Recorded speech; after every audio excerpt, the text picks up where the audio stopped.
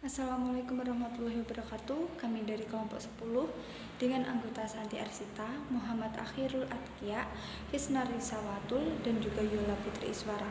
Di sini kami akan memaparkan materi tentang e-commerce instan di internet. Langsung saja, e-commerce instan. E-commerce instan atau perdagangan instan, perdagangan cepat, e-commerce atau e-com adalah model bisnis yang didasarkan pada pengiriman instan produk kebutuhan sehari-hari seperti bahan makanan, obat-obatan, barang-barang rumah tangga, makanan cepat saji, makanan siap saji, atau dalam beberapa kasus elektronik. Keranjang belanja e-commerce agak kecil dan cukup untuk satu hari. Pengiriman memakan waktu kurang lebih dari 1 jam. Perbedaan sistem logistik dalam model perdagangan cepat. Waktu pengiriman yang luar biasa. Ini adalah karakteristik yang mendasari dari e-commerce. Selain itu, ini dapat menghasilkan pendapatan tambahan jika diterapkan dengan benar. Poin kedua adalah masalah mil terakhir. Mil terakhir adalah istilah logistik yang mengacu pada tahap terakhir pengiriman produk ke konsumen akhir. Dalam e-commerce, ini adalah pengiriman terakhir dari gudang ke pintu depan pelanggan. Keterlambatan pengiriman dapat berdampak negatif terutama bagi bisnis baru ataupun bisnis kecil. Untuk poin ketiga, yaitu fasilitas penyimpanan lebih kecil. Misalnya, layanan pengiriman bahan makanan lokal menawarkan rangkaian produk yang lebih terbatas. Untuk logistik, itu berarti lebih sedikit ruang yang dibutuhkan untuk penyimpanan mereka dan lebih sedikit karyawan yang terlibat dalam pemeliharaan dan juga pemrosesannya. Poin keempat, menangani produk yang kompleks. Berbeda dengan toko online klasik yang menjual produk sejenis, e-commerce mungkin perlu menerapkan peraturan penyimpanan yang berbeda untuk berbagai jenis barang. Itu bisa apa saja, mulai dari makanan yang mudah rusak hingga makanan yang mudah terbakar. Selanjutnya, karakteristik e-commerce instan. Yang pertama, terjadinya transaksi antara dua belah pihak. Yang kedua, adanya pertukaran barang, jasa, dan informasi. Yang ketiga, internet merupakan medium utama dalam proses atau mekanisme perdagangan tersebut. Yang keempat, transaksi tanpa batas. Yang kelima, produk digital dan non-digital. Yang keenam, produk barang tak berwujud. Jenis konsumen transaksi e-commerce. Yang pertama, konsumen individual, yaitu konsumen ini lebih banyak diperhatikan oleh media. Yang kedua, konsumen organisasi. Yang ketiga, konsumen yang paling banyak melakukan bisnis di internet yang terdiri dari pemerintah, perusahaan swasta, resellers, dan organisasi publik. Kemudian didasarkan pada perilakunya. Yang pertama, impulsive buyers, yaitu konsumen yang ingin cepat-cepat membeli, cenderung gegabah dalam mengkonsumsi produk yang ditawarkan. Nomor 2, passion buyers, yaitu konsumen yang teliti melakukan komparasi harga dan menganalisa produk yang ditawarkan.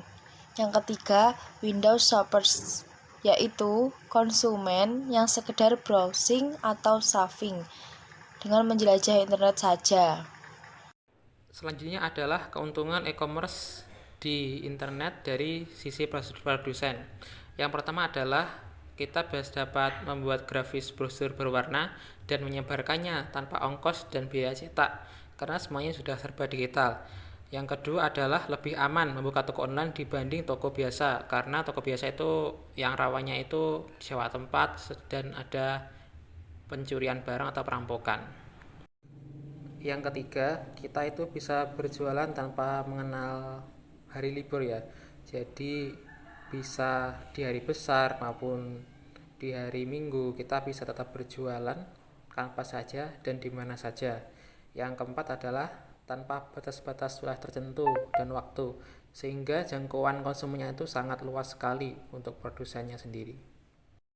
Yang kelima, dengan adanya e-commerce di internet, kita bisa mendapatkan arus pendapatan atau revenue stream yang baru yang mungkin tidak dapat kita peroleh melalui cara konvensional, karena dapat dilihat kita bisa menjangkau konsumen lebih banyak mendunia dan tanpa batasan waktu dan tempat. Yang keenam adalah meningkatkan market exposure atau pangsa pasar, di mana dengan menggunakan e-commerce yang semula kita hanya bisa pangsa pasarnya itu lokal ataupun maksimal nasional, kita bahkan bisa mencapai internasional atau mancanegara karena tidak terbatas waktu dan tempat. Yang ketujuh, kita bisa menurunkan biaya operasi atau operating cost.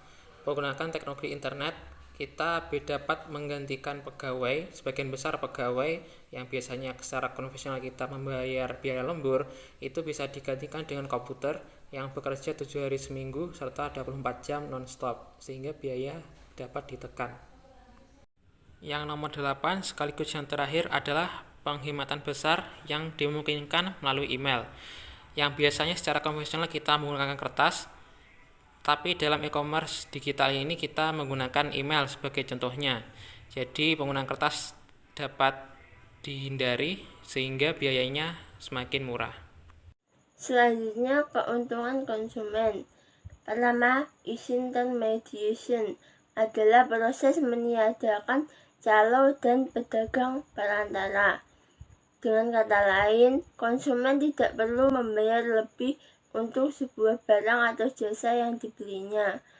2. Memungkinkan transaksi jual beli secara langsung, mudah, dan nikmat. Maksudnya adalah proses jual beli yang terjadi dalam e-commerce tidak membutuhkan perantara, di mana proses transaksi yang terjadi langsung antara merchant dengan customer. 3. Menggunakan digital cash atau electronic cash atau e-cash tanpa harus membayar dengan uang tunai. 4. Memberikan kesempatan konsumen yang berada di belahan dunia manapun untuk dapat menggunakan sebuah produk atau service yang dihasilkan dari belahan dunia yang berbeda dan melakukan transaksi dan meraih informasi dari pihak pertama sepanjang tahun tanpa terbatas oleh ruang dan waktu. Sekian dari kelompok kami, semoga bermanfaat. Wassalamualaikum warahmatullahi wabarakatuh.